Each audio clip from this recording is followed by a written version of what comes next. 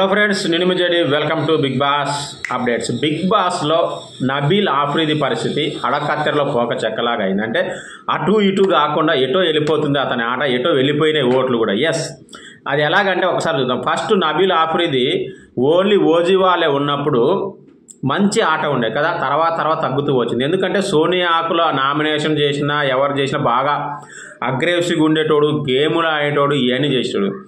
ఎప్పుడైతే wild cards entries వచ్చాయో split అయిపోయింది.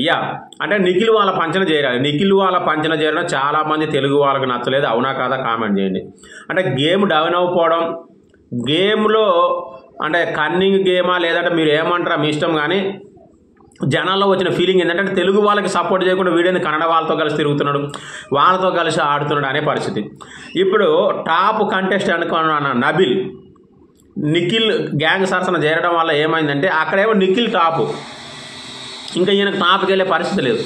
ఇక్కడ సెకండ్ ప్లేస్. ఇటు ఓజీ మళ్ళా వైల్డ్ కార్డ్స్ ఎంట్రీ వైపు వస్తేనేమో ఈ వీళ్ళతో కలవలేదు. ఇక్కడ గౌతమ్ టాప్ అయ్యాడు, నిఖిల్ అండ్ గౌతమ్ మధ్యలో.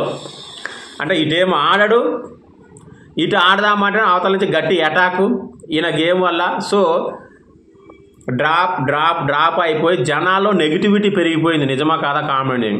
అంటే ఎలాంటి స్టేజ్కి వచ్చాడంటే కొన్ని యూట్యూబ్లు చెప్తా ఉన్నాయి నబీల్ ఎలిమినేషన్కి దగ్గరలో ఉన్నాడు, ఈ వారం నబీల్ కూడా ఎలిమినేట్ అయిపోవచ్చని.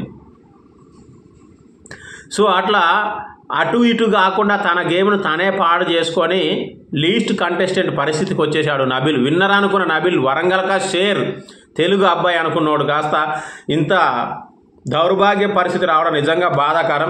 ఎనీవే, నబీల్ స్టార్టింగ్లో బాగుండే, నీ చేతులను నువ్వే చెడగొట్టుకోవడం దానికి ఎవ్వరూ కారణం కాదు, ఇక ఏమీ చేయలేము అని నేను అంటున్నా. నిజమా కదా మీరు కూడా కామెంట్ చేయండి.